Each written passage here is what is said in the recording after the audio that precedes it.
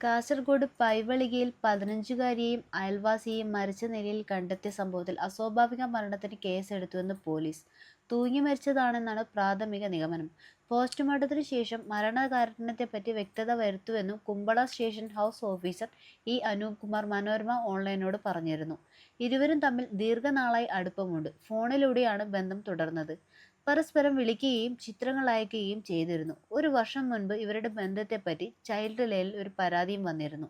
അന്ന് സഹോദര സ്നേഹമാണെന്ന് പറഞ്ഞാണ് കേസ് ഒഴിവായത്. ഈ വാദത്തെ വീട്ടുകാരും പിന്തുണച്ചിരുന്നു. രണ്ടുപേരും ഒരേ നാട്ടുകാരാണ്. വീട്ടുകാർ തമ്മിൽ വളരെ അടുപ്പവുമുണ്ട്. പെൺകുട്ടിയുടെ വീട്ടിൽ ഇയാൾക്ക് എപ്പോൾ വേണമെങ്കിലും വരാനുള്ള സ്വാതന്ത്ര്യവും ഉണ്ടായിരുന്നു. പെൺകുട്ടിക്ക് അച്ഛനും അമ്മയും അനിയത്തിയുമാണ് ഉള്ളത്. പെൺകുട്ടിയുടെ കൂടെ മരിച്ച നിലയിൽ കണ്ടെത്തിയാൽ അവിവാഹിതനാണ്. അന്നത്തെ പ്രശ്നത്തിനു ശേഷം ഇയാളുടെ കാറിൽ പെൺകുട്ടി ക്ഷേത്രങ്ങളിലേക്കും മറ്റും പോയിരുന്നു. നേരത്തെ ഇയാൾക്ക് ഓട്ടോറിക്ഷയാണ് ഉണ്ടായിരുന്നത്. ഇപ്പോൾ കാറാണ്. ഡ്രൈവറായി ജോലിക്കും പോവാറുണ്ട്. അനൂപ് കുമാർ പറഞ്ഞു. അന്വേഷണത്തിൽ വീഴ്ച ഉണ്ടായിട്ടില്ലെന്ന് പോലീസ് വ്യക്തമാക്കി. ഫെബ്രുവരി 12-ന് രണ്ടുപേരെയും കാണാതായെന്ന പരാതി കിട്ടിയപ്പോൾ എഫ്ഐആർ രജിസ്റ്റർ ചെയ്തിരുന്നു. അന്ന് തന്നെ പ്രദേശത്ത് തെരഞ്ഞു. രണ്ടാളും ഫോൺ ഇവിടെ ഉപേക്ഷിച്ച് കർണാടകയിലുള്ള മറ്റു ബന്ധുക്കളുടെ അടുത്ത് പോയിട്ടുണ്ടാകും എന്നാണ് കുടുംബാംഗങ്ങൾ പറഞ്ഞത്. ഇതനുസരിച്ച് മടിക്കേരിയിലും കർണാടകയിലും അന്വേഷിച്ചു. ഡോഗ് സ്ക്വാഡും ഡ്രോണും ഉപയോഗിച്ചതായിരുന്നു പരിശോധന. കാട്ടിലും പുഴയിലുമെല്ലാം പരിശോധനയും നടത്തി. മൊബൈൽ ടവർ ലൊക്കേഷനും കിട്ടിയ ഭാഗത്തും പരിശോധിച്ചതാണ്. വീടിനോട് ചേർന്ന് മീറ്റർ ദൂരെയാണ് ഇവരിപ്പോൾ തൂങ്ങി മരിച്ച നിലയിൽ കണ്ടെത്തിയത്.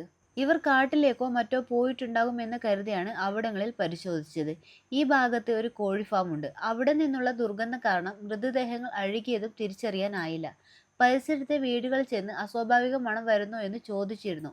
അങ്ങനെ മണമില്ലെന്ന് നാട്ടുകാർ പറഞ്ഞതോടെയാണ് കാട്ടിലേക്കുള്ള അന്വേഷണം കേന്ദ്രീകരിച്ചത്. കഴിഞ്ഞ ഞായറാഴ്ച വിപുലമായ തിരച്ചിൽ നടത്തി. ഇവർ പരിസരത്തുണ്ടെന്ന് പോലീസിന് സംശയം പറയുമ്പോൾ ഇവിടെ ഇല്ല എന്ന തരത്തിലാണ് വീട്ടുകാരും നാട്ടുകാരും നിന്നത്. അതാണ് മൃതദേഹങ്ങൾ കണ്ടെത്താനും വൈകിയത്.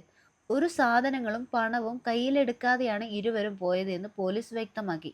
കർണാടകയിലേക്ക് ഇരുവരും പോയിട്ടില്ലെന്ന് ഉറപ്പായതോടെയാണ് വീട്ടുപരിസരം കേന്ദ്രീകരിച്ചുള്ള പരിശോധന പോലീസ് കർശനമാക്കിയത്. ഈ പരിശോധനയിലാണ് രണ്ടുപേരെയും തൂങ്ങി മരിച്ച നിലയിൽ കണ്ടെത്തിയത്. മൃതദേഹങ്ങൾക്കടുത്ത് 2 ഫോണുകളും കണ്ടെത്തിയെന്ന് പോലീസ് പറഞ്ഞു.